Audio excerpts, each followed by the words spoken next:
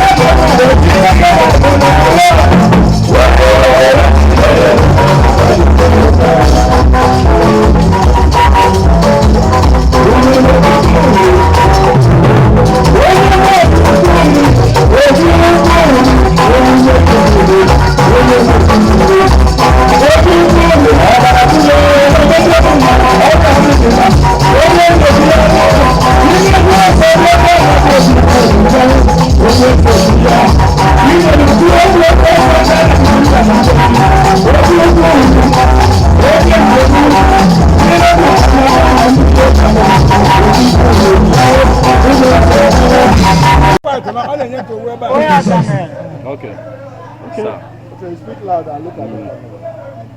So, No, quite can I listen? No, in Listen. yeah. I am on you, first of all. Kawala Nyebo, Mkano to get to the Bafadisa. After our chief, Dr. Christopher Mbano, Ichie, Obana, Walego, Ichie, Ikambe Bibo, Ichie, Ivaji Kamba, Ichie, Zaki Bien. You are a little bossata. You don't belong on Ababa. Why can't you met her? Only in I even only put to the bar. Abubakar Batata. okay, keep Opotal and the Kedebino, or another what is that dear Bino? Eba Nakata or Angolo, Idemili or Amanabo. Okay. Oh, it is one. Idemili or Amanabo. Or Amanabo. Yeah. Okay. Or Amanabo. Or Amanabo. Okay. Eba, they very significant to Agolo as a place. The many Idemili or Amanabo. That's all mine. Okay. I don't need any others in any. Okay. I can do buy Idemili or Amanabo. Now you have one more. Okay. I go Nasa. Okay. So on even the teacher. 1 year and as I may be a bar. Or you. 1 year and I don't need or be a bar or you. 1 year and I may well behind them or mom. No 1 year I don't see us. No, no one even that guy, you better I am soft. I want the knock by go. So even I'll take all I know but a thousand. Eba Yapo, a Kuchogo, Ebe can I go Kuchogo, Mam, neither maybe I beg the Ebe I had them. I won't get the gaga, I know, and you put all one the gaga. Now, Imana Inaya, now Nibo, then we got say, Ototo. Idemili Amanabor. Can you put on and catch you do a preaching? What is so special about Mkani and Botita? You know, you only need a million of fleet trouble. Okay. I feel Galafia, or Galafia. I feel now, what would even teach you with the bed? 1 year and a baby and they couldn't really an warrior or the eacher. Okay. Or fleet trouble. So, I nachi, if I nachi, I got now. It's no Idemili or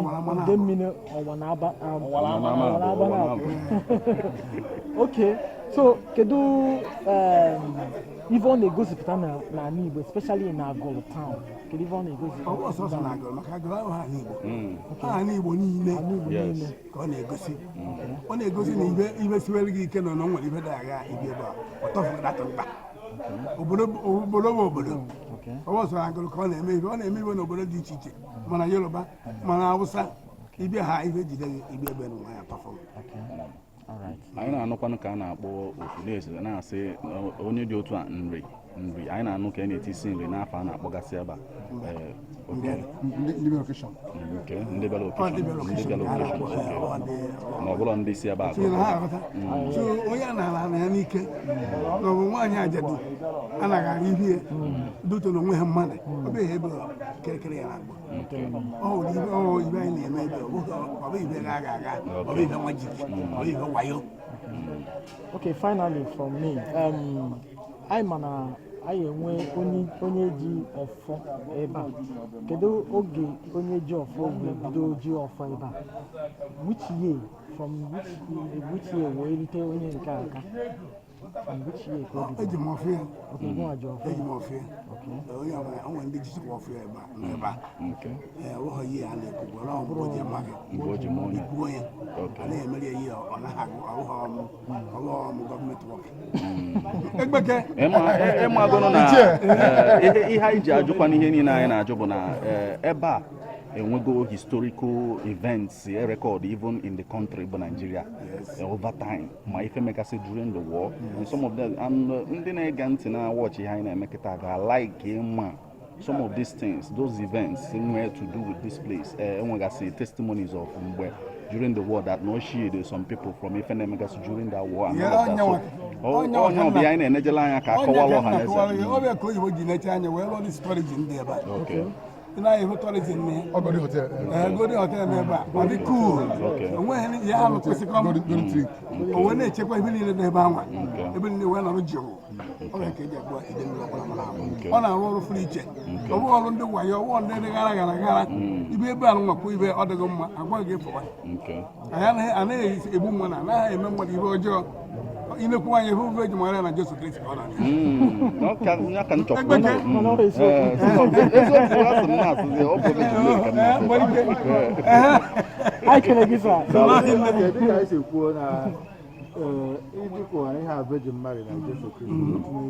the tradition recognizes Jesus Christ and the Mary. Oh, na-ekpọ Jizọs onwe ihe nwere isi.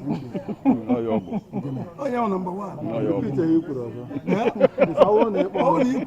Ibe ọbụla ihe eme n'ụwa ịkpọ Jizọs. Ịma na onwe n'isi. Maka onye ahụ nọmba 1. Ife emezi ihe ma ọ bụ ihe. Daalụ sa. Lotekwala anyị nke etu dị sa. Ichie ọba na-awara ego. Daalụ sa. Ichie nza aka ibie. Thank you so much, sir. Daalụ. Thank you very much.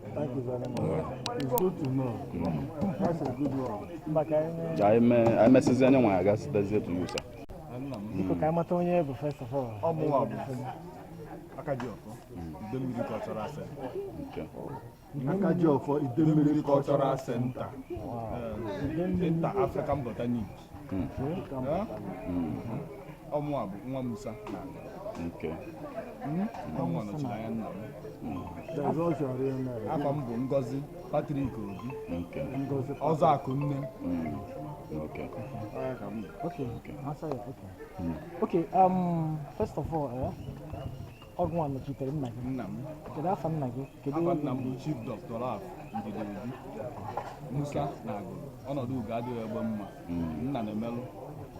So kedu oge onye fere ihe a n'aka ka o nwere ike ka o si wee rute gị n'aka mgbe ọ nọ ndụ. Onye fere n'aka. Ọgwa m merezie ike agwụghị. Onye na-eme esi. Onye na-emebulu mmụọ ihe.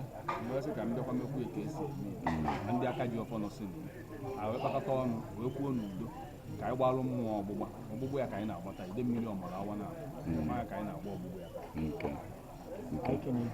Kedu uru ndị besịrị ebe a tata na ndị ọzọ ga-elite na ọgbụgbọ mana ọ ya eji ifeọma wee na maka na Idemili ọgbawa na abụ ibe eji emeli ibe a tata abụrụ na ọ nọkọta mmebi nọ ibe ọ na-eme ka emeghị ya ọ na-abụ mbịa ebe mesie dibịa were ya bịa kwuo okwu ọjị ndị afọ bịara ebe ibe ba ji maka ya bịa omeelụfa ọ bụ ndị na-azụ afọ ọ na-emele ụzọ ọ bụrụ ndị agbụji ọ na-atọ n'agbụ ịtago ịga na mmiri chụọ aja ezu nne nwaanyị ọga ịga na ya chụọ aja ọ bụrụ na ka ị na-eje eje na-abata abata bịa were ọjị kpere ya ekpere ọ gazie elu gị inye anyị Thanksgiving ọ ibe anyị na-eri onye ọ gaziri onye anyị iwe o wetara anyị tata anyị na-eme iwe bụ ndị ọ gazichara bụ ihe tichara anyị ibe a na-eme wee dị onye ọ mmadụ kpụtara ebi igbo mmadụ kpọtara ndị egwu mmadụ wetachara ibe niile anyị ji wee na-eme iwe taa na ndị ọmụmụ a merụ ndị afọ wee weta na ọ nọkọtara weta maka na ọ na-abụ onye tufuo ọtọ ụta onye otufuru ihe na-ene ya na nwa anya onye ori.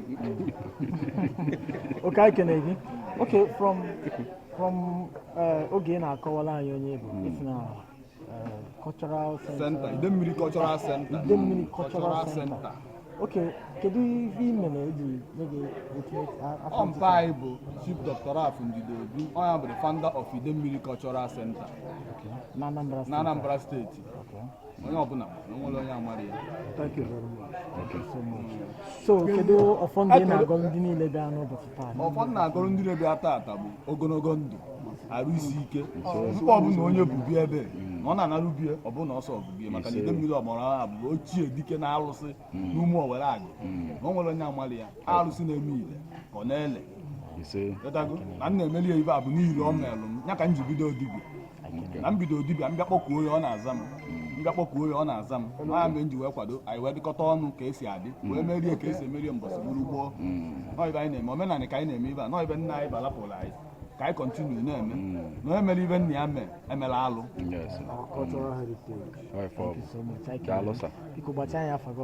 Afa m bụ Dr. Ngozi Obi Patrick Ọzọ Akụnne Akajiọfọ Idemili Cultural Center. Ọzọ Akụnne Idemili Cultural Center. Anyị jụrụ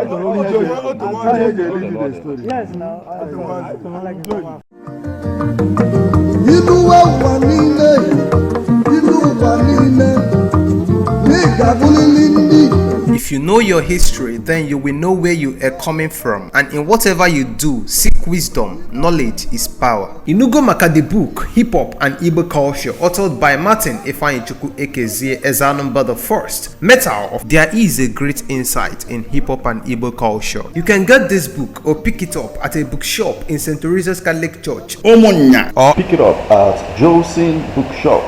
Book to the Nation, 8 Uguta Road, opposite DMGS Onisha. Call 08033382643 or 08037917242. Go to www.amazon.com, search for Hip Hop and Igbo Culture by Martin Ifeanyichukwu Ekezie. For further information on how to get this book, please call 08039167049 or you WhatsApp 08065796599.